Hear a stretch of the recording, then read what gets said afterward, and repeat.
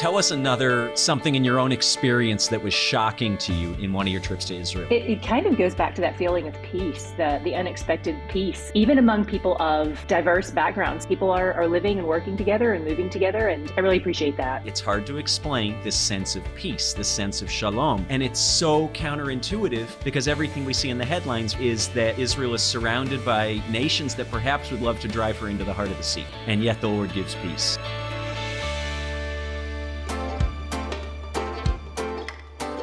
Welcome to A Jew and a Gentile Discuss. I'm your co-host, Carly Berna. And I'm Ezra Benjamin. We're a Jew and a Gentile who both believe in Jesus and believe that there's value in looking at history as well as today's world in the headlines through both a Jewish and a Christian lens. Just a heads up before we dive into our topic today, Carly, A Jew and a Gentile Discuss is listener supported, and we want to give you, our listeners, an opportunity at the end of this program to get more involved. So stay tuned for those details. Let's discuss. All right, Ezra, well, we're doing something a little bit different today. Usually you and I discuss some theological topic, but today we have a guest on that I'm really excited about. Today we have Tara-Leigh Cobble. She's the creator and host of the Bible Recap podcast, which has more than 230 million downloads. She's also the founder of D Group, an international network of more than 300 discipleship and Bible study groups. So we're super excited to have you. Thanks for joining us today. I'm so happy to be here. I have kind of an interesting way of stumbling upon the Bible Recap podcast. I mainly listen to podcasts when I run. And so last summer, I was running, listening to a podcast with Paula Ferris, and you were on there. And I was like, I've never heard of this. So when I was done, I was like, I'll just grab the latest one. It was like 10 minutes or something. It was July 29th, day 210, and it was on Isaiah 49 to 53. And I was like, this is interesting. You're talking about the forbidden chapter of Isaiah 53, and you mentioned that there was a great resource in the show notes if anyone wanted more information on it. And so I went into the show notes and I clicked on the link, and it so happened to be a link from Jewish Voice where we work. And I was like, wow, of all the episodes that I've ever listened to, this is the only one. And it happens to link to the organization that I work for. So we just look at the sovereignty of God. Yeah. All the episodes in all the world. Yeah. There's a quote from Casablanca, the movie, about that. But anyway, here we are. Yeah. So Providence brought us all together. Yeah. So we thought that was right. A great connection. And then even learning more about your connection with Israel and the Jewish people, we just wanted to talk to you and connect and talk more about that, since that's kind of what we usually talk about on this podcast. Yeah, great. I've been really looking forward to this. It's so exciting for me to get to talk to you guys. I have such a zeal for the Word of God and the people of God, and obviously a heart connection to Israel and the Jewish people. And so I've been really looking forward to this. Totally. And, so as Carly shared, Tara-Leigh, so much of what we're about in this particular podcast is trying to, in one hand, hold the scriptures. What has God said thousands of years ago about what he's up to with Israel and the nations, and specifically as it relates to Jewish people living in Israel and then around the world. But then also, on the other hand, we used to say, hold a newspaper, right? Hold whatever.com you get your news on today, and say, what do these two things have to do with each other? And how do we address the issue of Israel and the Jewish people? And what on earth that has to do with the church, with Christians, in a way that sort of goes beneath the headlines and says, what's actually going on here? And so it's always great to meet a kindred spirit in that regard. And we so appreciate your work, not only the Bible-based content you're putting out, but also your trips to Israel and your work and your advocacy for the state of Israel. We really appreciate that and want to hear a little bit more about that. So if I can dive right in, tell us about your first trip to Israel. Like when was that, and why did you go, and what were you expecting, and what did you find? I had a father who, my father is still alive, but early on in his life, he led tours to Israel before I was born. So I never even got to go with him, but he talked about it all the time. And I had all of these souvenirs throughout our home and in my bedroom, like little wooden camels and like all these different souvenirs he'd brought from Israel. And so I had this early awareness of Israel, but I really had no desire to go. I pictured it as this brown, just sepia toned, sand covered, camel ridden area. And I was like, that doesn't sound, I'd rather go to Hawaii, why would I want to go there? And I began to really study the Word of God around 2009. And in 2012, my church offered a trip to Israel. And I was a part of the worship team. So when they were doing the promo for the trip to Israel that they were about to announce in the service, I left rehearsal and went and signed up before they even opened signups. I was the first person to sign up on their first trip. It just, my love for the word of God, maybe like, I don't care what it looks like. I want to go. And then much to my surprise, a lot of it actually looked kind of like Hawaii. I was like, who knew that this is what Israel looked like? It just totally belied all of my expectations. And so that was my first trip. And I came back, and Ezra, everybody, especially in America, they say things like, oh, it's a once in a lifetime trip. And I came home and I was like, I was praying in my bedroom, and I was like, God, if that's a once in a lifetime trip, I need you to kill me now, because I can't never go back. Right. I have to go back there. Right. That's so awesome. I've never heard it described, TaraLeigh, as like Hawaii. I'm trying to like more hummus, less pineapple, but I could get there. I guess with the palm I don't know, trees. have you had the pineapple in Israel? Because it's delicious. I have. It's if you can negotiate a pineapple smoothie down to the appropriate price in the shuk, in the marketplace, it is fantastic. It takes some doing. But anyway, that's awesome. So you went and you came back and said, I have to do this more often. And then fast forward to, I mean, you're bringing trips, you're bringing tours regularly now to the land of Israel. Yeah. How did you get to that point where it was more than just kind of a personal desire to return, but you said, I have to bring other people along? Yeah. So I talked to my dad about it. I was like, I love this place. I want to go back. And he said, you can start leading tours there, and then you can go for free. Then you don't have to pay to go. You can start going for free. And because I love to teach the Bible, that's sort of my niche. And my passion is to watch people have the light bulbs go off for people, just for things to click. And I know how much things click for everyone when they're in Israel, when they can see the land while we're reading the scriptures where Jesus is preaching, and you're envisioning it all. And so I went on 2 biblical pilgrimages, and I went on 2 geopolitical tours, both helping me to learn about the space. And I wanted to sort of have a holistic impression of it. And so I did those 4 tours to learn, and then I started leading with the connections that I had through the Bible study group that I lead through D Group, which is an international network of Bible studies. And then just more and more people started jumping on board. And I go about twice a year now. There is a heightened demand. I mean, we have over 6,000 people on our waiting list at one point, and it's just increasing all the time, all the demand for it. So I love that for the foreseeable future, I'm going to get to keep going back to Israel and having really good pineapple, Ezra. and hummus. Please, let's not forget the hummus. Please. It's true. Awesome. It's true. That's great. Well, as the person on this interview who has never been to Israel, I was saying that you have this great book that actually has all these pictures of Israel. And I have a very, not so much sepia tones, but more like bombs and terrorists when I think about Israel. And so looking at this book, everything is so beautiful, and all the pictures are, like you said, like Hawaii, like it's just like this resort type experience. So it really changes the perception, even just going through the book. So that was kind of your perception of Israel. But are there other misconceptions you hear about Israel from people who haven't been, and then their minds are totally changed when they go? Yeah, I mean, there is the fact that people think it's brown, and that is, part of it is brown, but the brown is like beautiful, shockingly, the beautiful desert. But I think people don't know that it's a Mediterranean paradise. Like, it's the same climate and food and things as Italy and Greece. It's just, it's in the Middle East. And so on the other side of the Mediterranean there. So some people do think of it as brown. And then there's the safety factor that people often consider. What's funny, Carly, is that a lot of times on our trips, I would have people who would say like, okay, I'm really scared. Like, I've read this article, I heard this thing, my friend said this thing.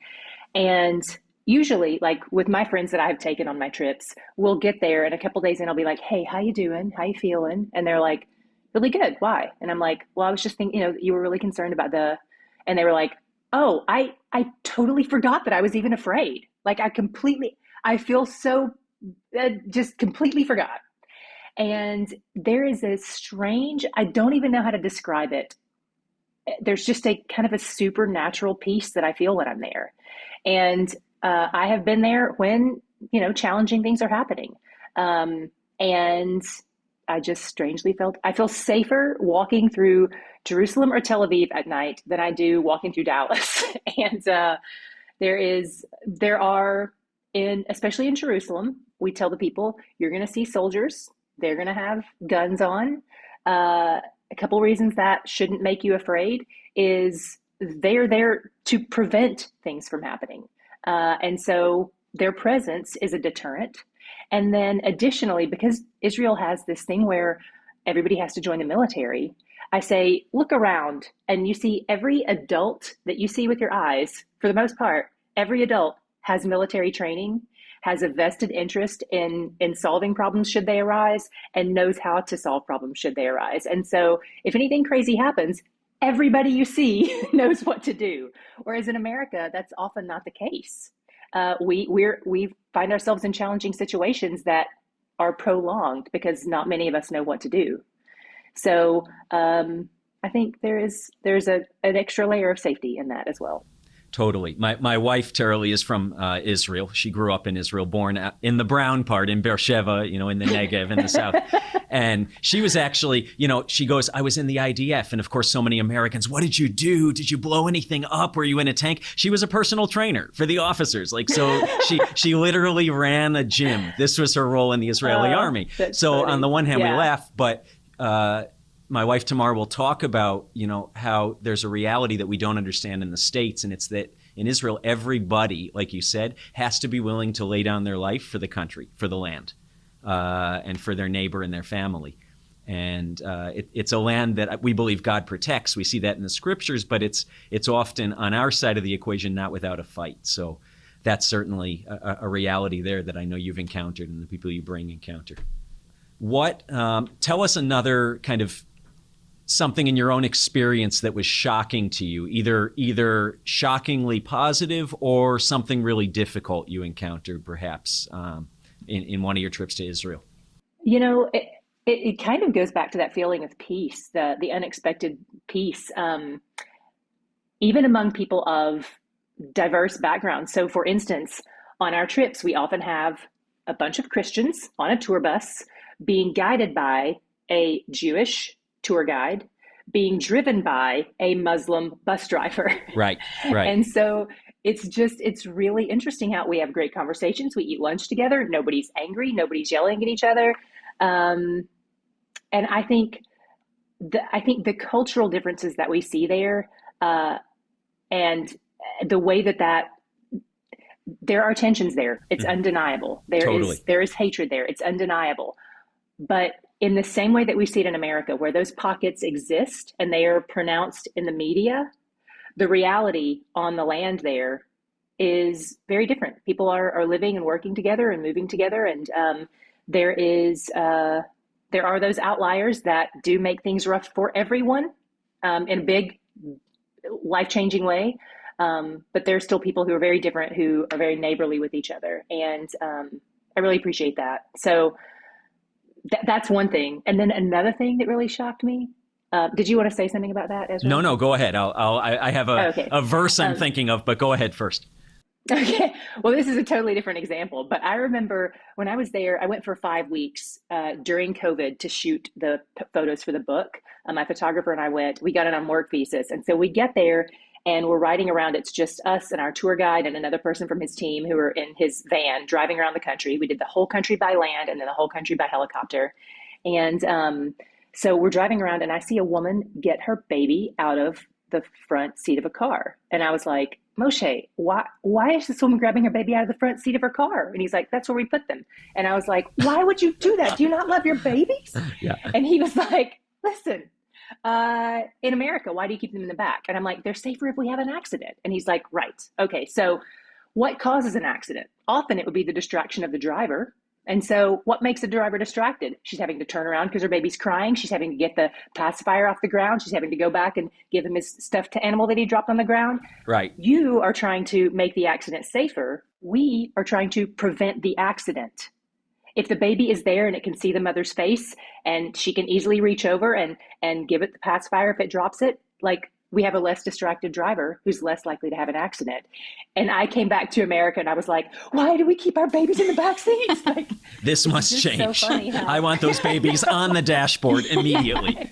Yeah, that's Exactly. hilarious. And it's totally an Israeli answer, isn't it? Why do you keep your baby in the front? Because that's where we put the baby. Like, it's such classic. Anyway, It was funny how, for me, the cultural differences, I have this inherent way of viewing the Western way or the American way as the right way. And it was really, I liked having that challenged and going like, oh, there are different ways to think about things. right. It was kind of cool. It is cool. I'm thinking of, the idea of peace. And I experienced that. My first trip to Israel of what's become, I don't know, I lost count at 50 times. And I'm so thankful to be able to kind of go back and forth. But my first trip there was in '06. Summer of '06 was when Hezbollah kind of invaded northern Israel and the war with Lebanon began. And yet this incredible, like you said, it's hard to explain, it's hard to describe, but this sense of peace, this sense of shalom. And I love the verse in Haggai 2:9. It says, "And in that place I will give peace." And it's talking about actually, like specifically the Temple Mount in Jerusalem. But there's something the Lord's up to, I think, not just in Jerusalem, Yerushalayim, which we know means the village or the city of peace, but really in the whole land of Israel, where there's this unexplainable peace. And it's so counterintuitive, because everything we see in the headlines, right, is that Israel is surrounded by nations that perhaps would love to drive her into the heart of the sea, using their words, not mine. And yet the Lord gives peace. So it's something you kind of have to go and experience for yourself. But you're absolutely right. You mentioned that growing up, you had this, like, you understood what Israel was or where it was. So maybe that was part of your faith journey all along. But I'm curious if, going to Israel and understanding the culture more has changed how you read the Bible or how you study the Bible. Oh, for sure. Like, it's funny because I had this understanding of things in words, but not in images. And I realized, I don't know about you guys, but when I would read the Bible as a child, I was envisioning it happening in spaces that I knew of. So, for instance, the Jacob and Esau story of the stew and all those things that happened in my grandparents' backyard, and Right. the story of like them tricking, like it's all happening in my grandparents' home and in their backyard or my parents' backyard. Those are where all those things happen in my mind. And so it was really cool to go to Israel and realize that that's not where those things happened, to be able to visualize the whole Bible. I am hard pressed to open a page of my Bible and not be able to picture it, and not picture it as I imagined it, but picture it as it was. Right. And that's really incredible. Like, even the fact that, that shoreline along the Sea of Galilee, that northwest shoreline where Jesus did his 3 years of ministry, hasn't changed in 2,000 years. And people to go and know this is what he looked at. This is what he saw. This is what the landscape looked like. This is the kinds of vegetables that they grew there and the kinds of fruits that they grew there, and what those trees look like. And to see a fig tree there and go, oh, Right. like, you cursed one of these, it's just really incredible to be able to visualize it all. That's changed. It's changed the way I read the Bible, in the way that, sometimes when people, I am not a person who has read or seen Harry Potter, but my friends who have talk about how, like, when they started watching the movies, it changed the way they read the future books because they now have a picture of this person. And some people love that, some people don't love it, but those are all fictional people. Whereas this is a real person. So you're learning the actual truth. So that's been really cool, is just to be able to picture things. Right. Yeah, that idea of the Bible going from 2D to 3D once you set foot in the land of Israel, even as a tourist. And then, Tara-Leigh, talk a little bit about also kind of the Jewish context of the scriptures. Not just now I know where these things happen, but something we talk about so often on this podcast is Jesus wasn't the God of the Christians who showed up around 0 AD and invented a new religion for people to follow. He was the promised Messiah of Israel. How has going to Israel informed your own view or understanding of really the Jewish roots or Jewish context of faith in Jesus? Yeah, I definitely see the roots of things that I discover in modern day Israel. I definitely see the roots of Christianity in those spaces, and the roots of Judaism in ways that, like, it's funny. One of the things that every trip our people are shocked by is the Sabbath elevator in hotels.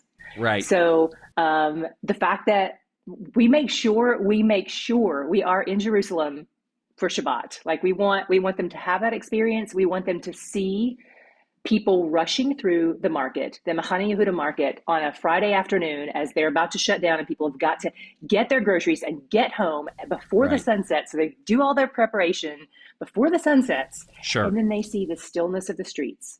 They see the quiet overnight. When sun comes up on Saturday morning, they hear birds chirping and not horns honking.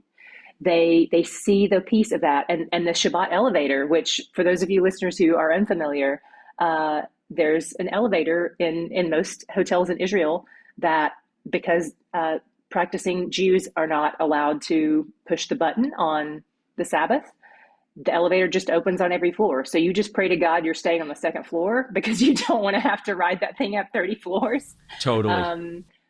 But it's one of those things that you see like, oh, these are things that the people in Jesus' day had their own version of this. Even though there were no elevators, there were no buses, there were no cars, they had their own versions of what these things looked like. And for instance, a Sabbath day's journey in scripture, you understand like, oh, they can only walk a certain number of steps. Right. And you even can see the ways that the laws of the Pharisees were building a fence around those laws of God. The fact that people could spit on a rock on the Sabbath, but not spit on dirt because that's too close to brick laying. And so then you understand when Jesus spits on the dirt on the Sabbath to make mud to go on the eyes of the blind man, you understand like, oh, he's kind of like pushing back on the Pharisees' additions to the laws of God. Right. He's not breaking the Sabbath. Sure. But he's showing that distinction. Totally. So important. And so seeing the way all that comes into play in modern society, and then you can think of it in ancient society as well. Right. And for listeners who are going, wait a minute, you lost me at Sabbath elevator. What's going on? Right? It's that idea, right? It comes from that verse, don't kindle a fire on the Sabbath. And so because electricity involves sparks, the idea is I'm not going to push a button so that I don't come even close to breaking the commandment. And what's going on there for the Jewish community, right? It's a zeal to honor God and to follow his commandments. But it's been so interpreted, and then we might even say what Jesus was pushing on was the misinterpretation of it. He wasn't canceling the law. He was saying, I'm the fulfillment of it. God is a God of mercy, not a God of heavy burdens upon men's shoulders. And so, so cool to see that, as you said, really lived out in the zeal of the more observant Jewish communities in Israel and how that affects the whole country. And then to read the scriptures through that lens. I'm curious, have you taken any of those Jewish practices that you've learned about when you're there into your own Christian walk, like Sabbath or the holidays or anything like that? I do a very Americanized version of practicing Sabbath. Mm-hmm. So I don't have the dinner. I also don't stop using my electricity, but I do this practice of I'm not gonna earn or achieve anything today. I don't work today. Today, if I go for a walk or a run, it is not to get in steps. It is not to burn calories. It is to commune with God. I do more time in Bible study. I do more time in prayer. I do more time in journaling. And so I take that 24-hour period and my laptop is put away. I have a phone that I don't have my email on it, things like that. So there's no temptation to work there. And I just make sure today I'm reminded that the world exists apart from my effort and that all that is required of me has been accomplished on my behalf by Jesus. And so that's sort of a good weekly reset for my heart and my mind and my soul. And man, I have some friends who just started doing like a Sabbath dinner practice, and I love that idea. I think it's great. I would love to be invited to that at some point, but at this point it's only men, so I cannot come. Right. Eventually one of them is about to get married, and his wife will hopefully be invited, and then maybe I can join the fold. Yeah. There you go. We can hope. Well, like this, that's so. Yeah. Ezra, like the Sabbath elevator, I just learned that there's like a Shabbat option on the oven. So on American ovens, so you can just like, and you don't even have to pay more for it. Every oven has it. We just don't know about it. Right. Wow. Right. And it's that same idea, like don't do work on the Shabbat. And Tara-Leigh, I love your what can we say? Not personal interpretation, but right, each of us have to figure out how to live that out before the Lord in a way that we have shalom about and that we feel like is pleasing to him. And I appreciated that idea. I'm not earning or achieving anything on the Shabbat because everything's been accomplished. Super helpful. I hope for those listening today, who have maybe listened to our other episodes or who are thinking about, hey, how do I do a Sabbath in my life? That's a great kind of foundation, is to run things through that filter. Yeah, thanks.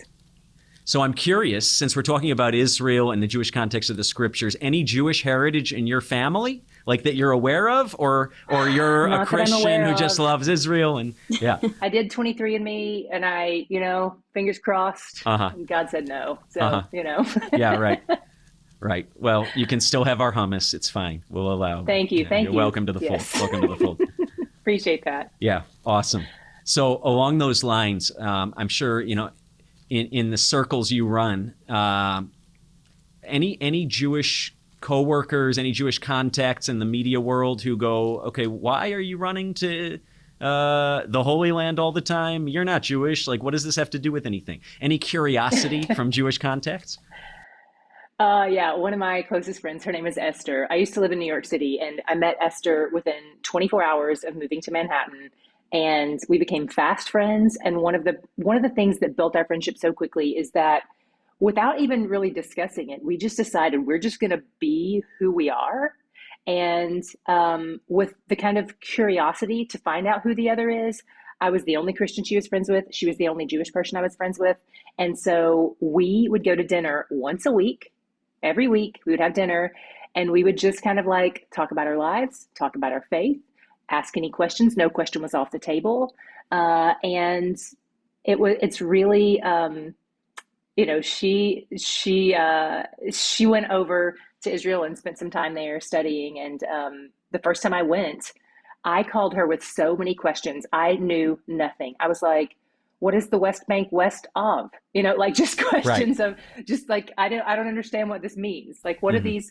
Why is everybody so angry? What's this about? She had to teach me.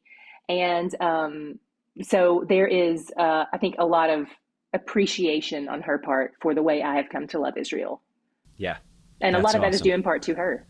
Totally. Yeah. I think the name of the game is that shared curiosity, right? Not coming necessarily to convince the other party that we're right and they need to adjust, but to understand. And so what would you say, as we're kind of wrapping up here, what would you say to a Christian listener who's going, I have Jewish friends, I have Jewish contacts, but I'm a little bit standoffish because I don't want to offend them and I don't know what I can ask or not ask. And I feel like I want them to know what I believe and that I believe Jesus is Jewish and is the Messiah, but I don't know how to broach that subject.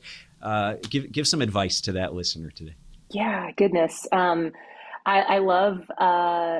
I love this question. And I think one of the things that I try to do anytime I encounter somebody whose faith is different than mine is to approach it with kindness and humility and curiosity, to see them as a person. Jesus, when he's sitting with the woman at the well, he talks to her about her heart and what's going on and all these things. He's engaging with her as a human being before he's like, guess what? I'm the Messiah. And I love that. And so I have a friend who, he says, every time I get into an Uber, he's like, I love to take Uber. A lot of my Uber drivers turn out to be people from other countries. And when I hear their accent, I say, where's your accent from? Oh, how long did you live there? And what's the prominent religion in your country? And are you an adherent to that religion? And what about your religion, whether it's that or another, what about your religion brings you peace? What challenges do you experience in your religion? And just sort of opens that conversation to them, and then takes the opportunity to say, well, I'm a Christian, and here's what I love about my faith, and here's what I love about that. And I heard someone say once that the best way to fall in love with something is to watch someone else love it. And so, as opposed to going in aggressively like, you're wrong, I'm right, to ask them questions, humility opens their heart. You get to hear their story. You get to learn something about them.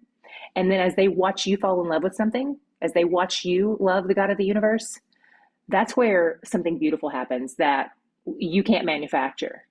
And briefly, I'll tell you a cool thing that happened with my friend Esther. Sure. After we'd been friends for about a decade, I had a crisis of faith, and I went to New York City to wrestle with God, which is what I I often go there when I'm really in a challenging situation. And so I made appointments with all of my friends who lived in the city, who knew me well, and I wanted to talk about what I was going through and what I was thinking. My first meeting was with Esther, and I'm like, she's going to love this because I'm going to tell her that I'm really frustrated with God and I'm not sure I like him, and this is what she's been waiting for, because Esther would now consider herself an agnostic Jew. I see. And so she was going to love that I did not like God, in my estimation. But because I'd spent 10 years telling her what I believe, I sat across from my friend and I told her what I just told you. Like, I don't think I like him. I think I might be tapping out. Esther said, no, this is not who you are. I don't know what's happening right now, but this is not who you are. And this is not what you believe. Here's what you've told me about who God is. And you've told me that he doesn't promise to give you everything you desire. And so just because he's holding out on you in this one area, you don't get to push back and walk away from what you believe. This is not, I don't know what's going on, but this is not who you are. Wow. Go Esther. And I, right? Like Preach Esther, it. Come Esther on. essentially preached the gospel to me. Come on, girl. But she wouldn't have been able to do that had I not spent all that time really telling her who I am and what I believe in. Like her watching me come alive with that. And it was funny, Esther's really active on Twitter. And as I was walking back to the place I was staying that night, I was scrolling Twitter and I saw that she had just tweeted, and she said, hello, Crisis of Faith Hotline, Esther the Agnostic speaking. How may I help you? That's funny. Oh, that's great. Wow. I was like, you did help me, Esther. You did. Yeah, that's awesome. Through relationship over time. Yeah. That's awesome. Yeah. What a great example of a witness, too, like you said, to just love on people and see them as they are. And I also talk to Uber drivers, but I've never asked their country religion. So that's a really interesting way to bring that up and ask them about it without saying, oh, well, I'm a Christian. But like, care about what their religion is and what they struggle with and what they like about it. So I love that. Yeah. Thanks for joining us today. We really appreciate the conversation, and we're fans of the work that you're doing by Definitely. Bringing the Bible to Christians and sharing Israel with them. For those listening, can you give them a little insight of where they could find you if they're interested in more? Absolutely. If you want to go to Israel with me, you can go to israelux.com, ISRAELUX.com. People often, when they're spelling Israel, misspell it. It's not spelled Israel. A comes before E in the alphabet and in Israel. And so israelux.com. If you want to read through the Bible with me, we have a really easy plan, about 8 minutes a day of me talking to you and explaining what you just read. And that is at thebiblerecap.com, thebiblerecap.com, and then click the start link. That'll help you figure out how to do the plan. And anything else, just TaraLeighCobble.com. Nice. Awesome. Thanks so much. We really appreciate the time you took today. Yeah, thanks, Tara-Leigh. Thanks for having me. It was great to talk to you guys. If you benefited from what you heard today and you feel others could benefit from hearing it too, we want to ask you to get involved and become a supporter. $50 gets this and other important messages out to a broader audience and gets life-saving medical care to one additional underserved Jewish person living far outside the land of Israel. As a thank you, we'll send you a bag of fresh roasted Ethiopian beans from our own Lost Tribes Coffee Company. These delicious beans are responsible for both the speed and intensity with which Ezra expresses himself on this podcast. Totally true, Carly. And if you're not ready to become a supporter today, just let us know that you listen by entering and giving a little bit of information. You'll be entered in a drawing to win a free bag of that Lost Tribes Coffee Company coffee. You can go to our website at JewandAGentileDiscuss.org or click in the show notes for more information. And if you want to hear more episodes, subscribe to this podcast wherever you get your podcast content. And we'd also love if you leave us a review and share this podcast with someone you know. You can also follow us on social media at the handle A Jew and a Gentile Discuss. And if there's anything you want us to discuss or have us answer, please submit your questions at our website, AJewandAGentileDiscuss.org. This is Carly and Ezra. Thanks for listening to A Jew and a Gentile Discuss. Join us next week for another episode. This show is a production of Jewish Voice Ministries International.